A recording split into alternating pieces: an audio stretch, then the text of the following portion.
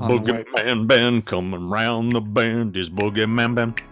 Is BoogeyMan Ben? Greetings, my fellow Fright Fiends, and thanks so much for dropping by the Horror Zone. I hope everyone's doing well. Wanted to say Happy New Year to everyone. Thank you all for the continued support of this channel throughout this crazy year. I'm glad that 2021 is drawing to a close. To say that this was a difficult year would be an understatement. I couldn't have gotten through it without the support of you all dropping by here and commenting on my videos. Really, this has always been an outlet for me. The Horror Zone has always been a place to go when I was feeling depressed, where I just needed to sort of center myself. And like I've always said, this is my time capsule. This is the place that I go to remember the good times from my youth, the characters and the movies and everything that I loved about the horror genre and pop culture in general. So yeah, this has provided me a lot of solace this year when I was going through just a multitude of emotions and fear of the unknown with regards to the pandemic that we've all been living through for nearly 2 years, going on its third year. But I'm hopeful. I'm very hopeful. There's some great stuff that's coming up next year. We got a lot to look forward to, some great movies. Right out the gate, we got Scream 5 that's dropping on January 14th. I'm really excited about that. Also, some really cool horror conventions. Sinister Creature Con has announced its lineup for this coming June 18th and 19th. Got some amazing people like Bill Moseley, Ken Kersinger, Renee Quigley, William Ragsdale, Amanda Burse. So many awesome people that I'm really looking forward to. I'm going to start saving my pennies as we kick off the new year. I cannot wait to go to that convention. But what I wanted to just say before I get into, what I'm going to be talking about today, which is my top 10 horror films of 2021. There was a lot of great ones. Out of the 10 films, 8 of them I reviewed here on the channel. So I will put links down below to the top 10 and my individual reviews if people want to get a little bit more in depth to what I thought about each film I talk about. But also just want to say thank you to everyone. I really went through a really deep depression, something that I've always battled with my whole life. I've always had moments where I've gotten down on myself or felt lost or felt like I didn't matter. I think we all go through that in some degree in our lives. And I went through some horrible days, some days where I didn't know if I could get up. I can get up out of bed. I was a mess and didn't feel like I had control of my emotions at all. And I tried therapy, I tried drugs, I tried everything, in terms of prescribed drugs. Of course, I didn't go out in the street and try to score drugs. But yeah, I did see a therapist. My doctor did recommend a antidepressant. None of it worked because I knew what the problem was. My problem was that I felt isolated. I've always been a people person. I've always been someone that loves to get into conversations with people and talk about things that I love. That's what this is all born from, wanting an outlet, something to sort of, instead of keeping everything bottled up, get it out there and share, your thoughts on pulp culture and movies and books and comics and music and everything that you love with other people and see if you can get some conversation going. I love finding people that have like-minded interests. It just really is something that feeds me on an emotional level, and I love it.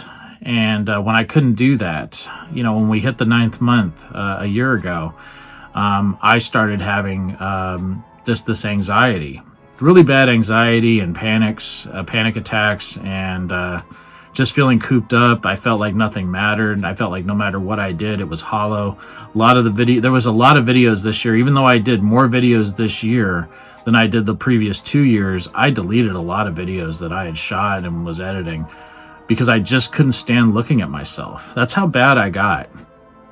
And I know everybody's going through a bit of depression right now, whether they want to admit it or not. Our lives are not our lives anymore. But I don't regret, taking the precautions to keep people safe. But we've all had to rework our brains and sort of figure out how to live in this new world we're living in now. It just feels like we're living in sickly land because everything is about COVID. And if it's not about COVID, it's about politics. And it really got ugly this year. And it just really got me depressed on a level that I've never been in my life. And I've gone through many bouts of depression, but none where I didn't feel like there was a way to get out of it. And I still battle with that daily. Not to the degree I was maybe 5 months ago, But yeah, I don't feel like I'm a complete piece of shit anymore, and that was just me putting myself down. Sorry if you hear my cats. They're talking right now. But I wanted to make sure I got this out before I do my countdown. To just say thank you to everyone. And I promise that the Boogeyman is going to be back 100% in 2022. I'm really got a lot of exciting plans for the channel. A lot of things that I want to do, stuff that's going to be against the grain a little bit, all still related to horror. And I am planning to write my book and finish it next year. That is something I'm going to be working on. I might not be broadcasting it, in terms of talking about it a lot in content here on the channel, but on the side, I am going to be writing it. I'm hopeful again. I feel hopeful. I feel hopeful that next year is going to be a great year. And also, one thing I'm also going to be changing is that movie reviews, horror movie reviews, will all be done in the Horror Vault, my office. The Horror Zone is going to be reserved for doing comic book showcases, horror figure unboxings, and those kinds of things. But I kind of want to use both spaces since the Horror Vault has kind of been built out and made my second sort of horror zone for the time being. I love that space. I'm in it quite a bit because I work from home primarily. So I'm going to start that new tradition today. So I'm going to be talking about my top 10 horror movies of 2021 in the Horror Vault. So I hope everyone will come along with me. And number 10 for me is going to be Spiral from the Book of Saw. Of course, this is a spin-off of the Saw franchise. It brings Darren Lynn Bousman back as director after he did Saws 2, 3, and 4. And this movie stars Chris Rock, Samuel L. Jackson, Max Minghella, and Marisol Nichols. And Chris Rock is the one that actually pitched the idea to the producers, saying that he wanted to do a movie that was a cross between 48 Hours and Seven. There's a lot that I liked about this film. I thought Sam Jackson was fantastic, as he is in everything, even though he has a small part in it. Chris Rock did a great job in it, although I thought that his performance was a little restrained and it didn't seem as natural as I would have liked. But I think Darren Lynn Bousman did a great job. I think the traps were a little bit more kind of scaled back. This was more akin to what we saw in the original Saw film as opposed to what we saw in its sequels, where things got more and more over the top and more gory. And I predicted who the mastermind was going to be pretty early into the film, so that kind of took away from the kind of the slam bang twist ending that we've known from this franchise since it debuted in 2004. So for that reason, it's going to be number 10. Not a bad film, but not as great as I had hoped it would be. Number 9 for me is going to be Don't Breathe 2, which is a follow-up to the 2016 Don't Breathe, which was a 5-skull review for me. I absolutely loved that film. This one, I didn't think it had the impact of the first one. This movie was directed by Rodo Saguyez. Again, it features Stephen Lang as Norman Nordstrom, or the blind man. This film takes place several years after the home invasion from the original film, and Norman Nordstrom, the Stephen Lang character, is living a very different life than he was before. He's kind of, got a quiet solace. He's taken in this young girl who he's raising, but all of that comes to a screeching halt when his past sins catch up to him. I like Stephen Lang, and I think that's what makes this film. This one, he's kind of the protagonist.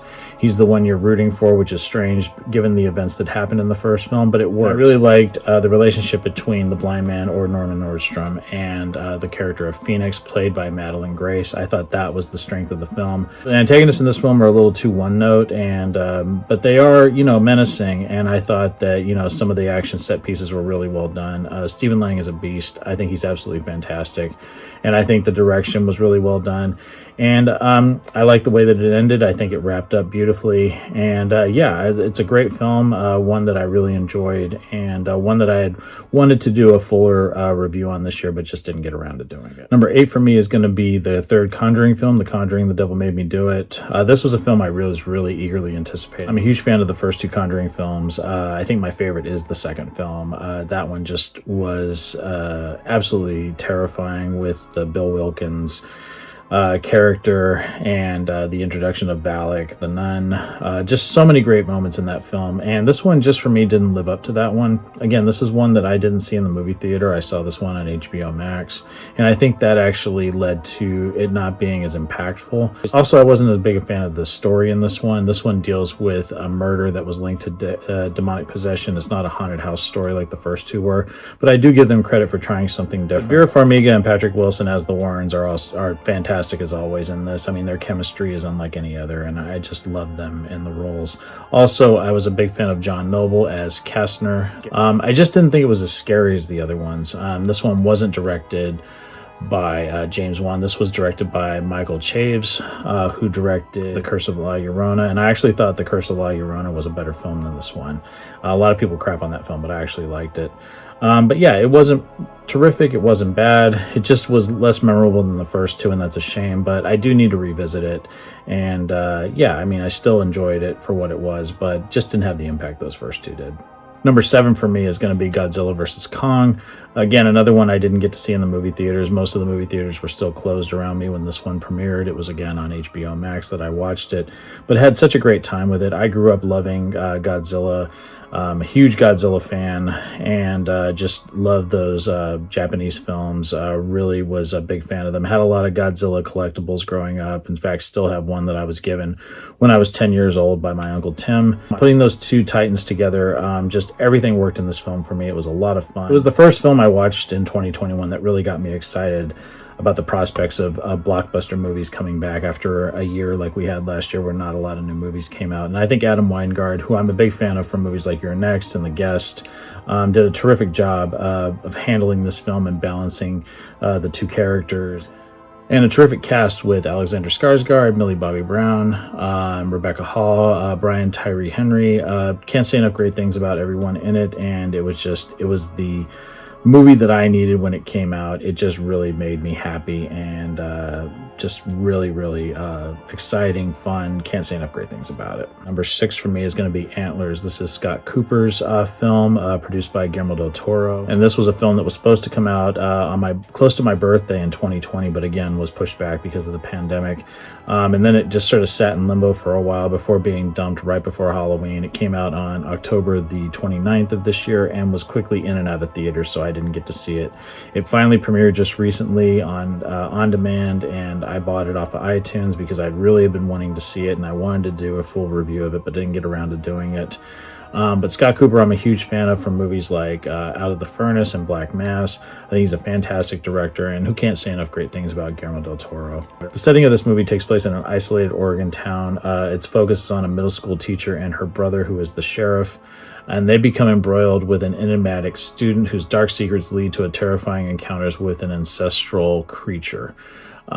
This film was pretty amazing. I think there were some things in the script that could have been a little bit better, but for the most part, I was engaged from frame one. I think Scott Cooper's direction was fantastic. I also really loved the cinematography by Florian Hofmeister. I just love the way the film looks. It's very dark, very gray, very cold feeling, and I really like that the locale in this is its own character. I also love the music by Javier Navarrete, if I said that correctly. Haunting score. The performances are all top-notch. Kerry Russell is fantastic as Julia Meadows. I also love Jesse Plemons as Paul Meadows. A fan of him from other things I've seen him in, like most notably Game Night. I thought he was fantastic in that. But the real standout for me was the character of Lucas Weaver, played by Jeremy T. Thomas. That little boy just floored me with how good he was in this. One of the best child actors I've seen in quite a while. This is his first big movie, and he absolutely blew me away. I could not believe how good this little boy was, and I think he's the heart of the film, and really he's the one you're empathizing with the most, and what an amazing performance. Just absolutely fantastic. I also think the special effects in this are really haunting. It's that kind of thing where, less is more. They don't really show you everything. It's more implied in some spots. But when the gore is there, it's there. And there's some truly horrific, gory moments. And, if you have a hard time seeing dead animals and kids being attacked by monsters, this might not be the film for you, because this one is no holds barred. It doesn't pull any punches. This one is very serious, and I think it just works beautifully. Number 5 for me is going to go to John Krasinski's A Quiet Place Part 2. And this film is just fantastic because it not only does it continue the story of the Abbott family, but it picks up with the aliens coming to Earth, and you just see that impact on the town and everything, and that leads into a continuation from where the first film left off.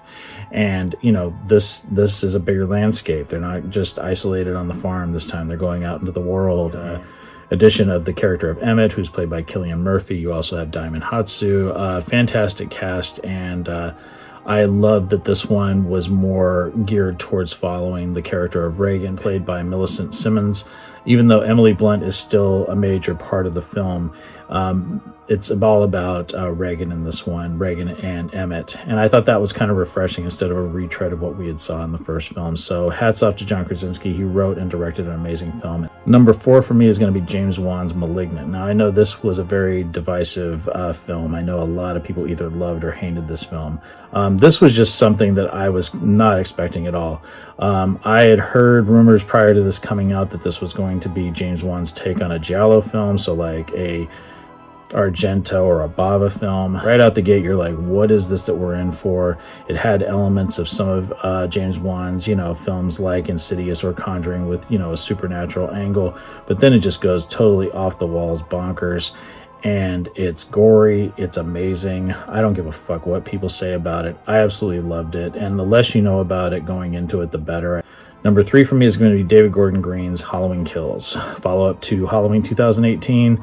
I am judging this on the extended cut, which just dropped on the 14th of this month, and I had a chance to watch that version of the film multiple times, and I initially gave this film 4.5 skulls out of 5. I would up that to 5 after seeing the extended cut. There was one scene in the extended cut I didn't like, but for the most part, I thought that there was little elements that they peppered into it, especially the gore. The gore is even more hardcore in the extended cut than the theatrical cut, which surprised me because it was already really gory.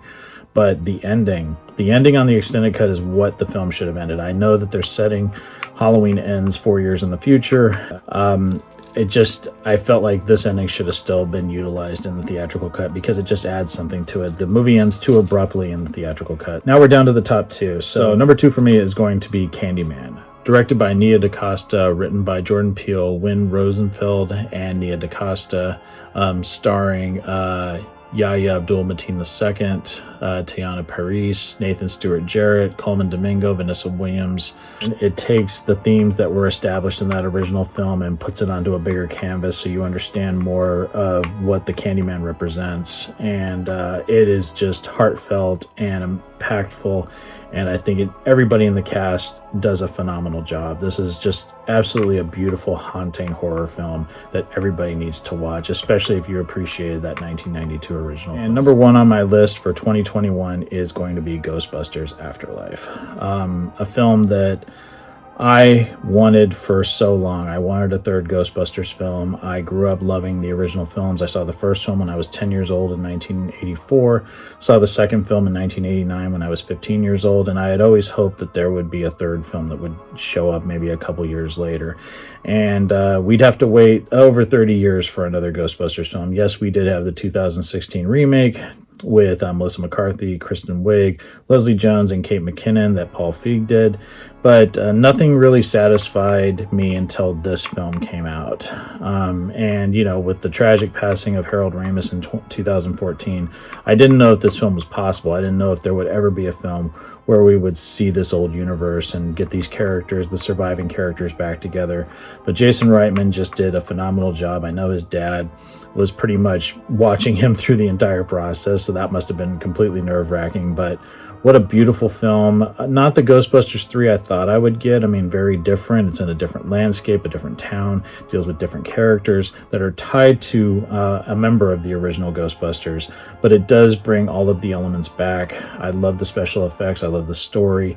I love the actors, specifically McKenna Grace, who is absolutely fantastic in the film, as is Paul Rudd, who does amazing work in anything he's in. Logan Kim, Carrie Coon, everybody in it was fantastic, and what an amazing experience seeing the original Ghostbusters cast come back, that being Bill Murray, Dan Aykroyd, Ernie Hudson, Annie Potts, Sigourney Weaver, and the touching tributes that they did to the late great Harold Ramis made me very emotional. I grew up with this franchise, I grew up with these characters, they all mean so much to me.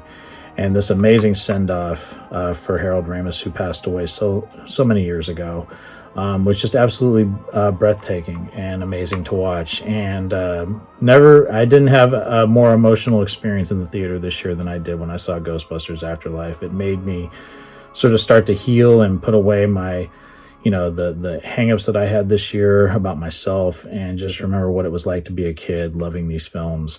And it had to be my number 1 this year. Just absolutely fantastic film. If you have not seen Ghostbusters Afterlife, definitely recommend checking it out as soon as possible.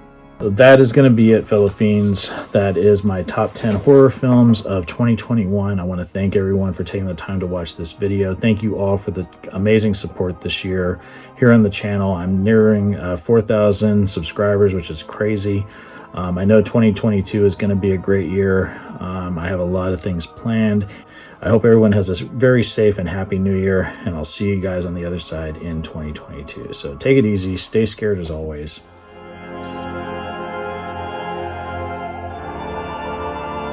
Fellow Fright Fiends, just want to say thank you again for supporting BoogeyMan Ben's Horror Zone.